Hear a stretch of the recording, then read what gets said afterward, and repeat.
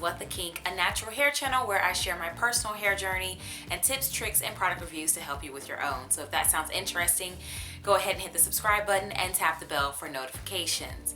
In today's video, I am revisiting something that I did, man, almost like 2 years ago, and that is the damp wash and go, or the dry wash and go. So I saw this on Happy Girl Happy Curls channel, and I was so excited to try it. And I did it with products that I like were, I guess, products that weren't like my faves or anything, and it worked. But I feel like because of the climate where I live, the product was reactivated on my hair, it was sticky, and it just really wasn't that great of an experience. I think I wrote like ultimately what happened in the description box maybe to update the video. But someone said, you know, why don't you redo this, but like with products that you like with your regular products. So I said, okay, I can do that. So I had the desire to have color in my hair. So my hair is slightly, I put the little, color gel situation in it as well. You can barely see it. It don't come up well, whatever. It was more noticeable earlier actually. So I think it's had time to sink into my hair. I don't know.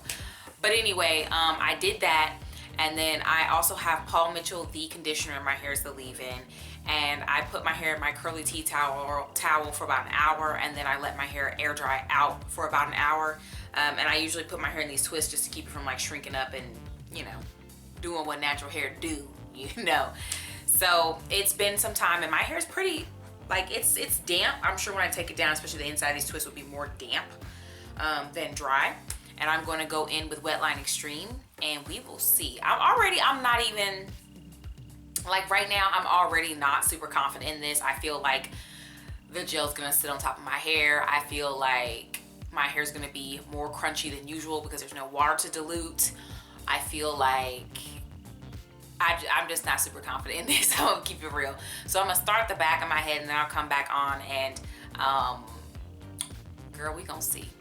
We just gonna have to see. Okay, I am back. I did a lot of my hair off camera because who wants to sit and watch me do all of that? Current thoughts, they're very mixed. Okay, first of all, my first impression off the bat is, oh my god, my hair is so soft. Paul Mitchell is the whole truth and nothing but the truth. That's my first thought. You know what, I'll say this, it's coming out better than the first time I did it, because the gel is definitely a gel that is re-wetting my hair. I think that's probably too much for this side section, and I really am not adjusting that bad to trying to figure out like how much product to put, because that was kind of a thing too. I'm like, well, how do I know how much product to put? But you know if your ends are still bushy or whatever, even without water. I think where the uncertainty comes in is kind of like, I felt like my hair might be more frizzy because there's no water. Like, water is part of the curl definition that I get, and there is no water here. Only water is the water inside the gel. But I am getting curl definition though. So we'll have to see how this dries too, because like I said, I was concerned that it might be like crunchy because there is no water to dilute the gel. My hair is parting so easy because it dried in a stretch state, and it was detangled too. So y'all saw me detangle this hair. Actually, if I posted that video talking about a challenge I've had to overcome, child, that was a difficult to film video, but I did it.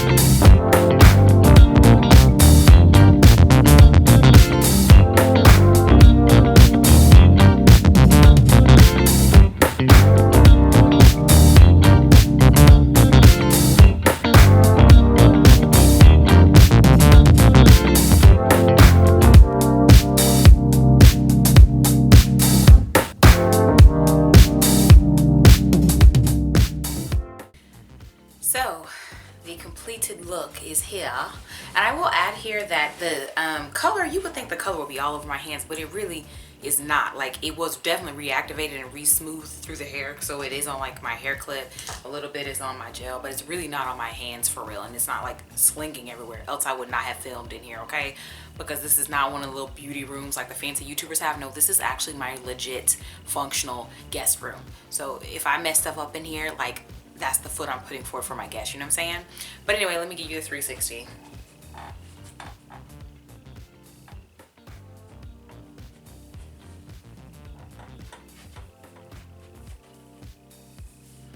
And we will see if my fears are correct for the dry results.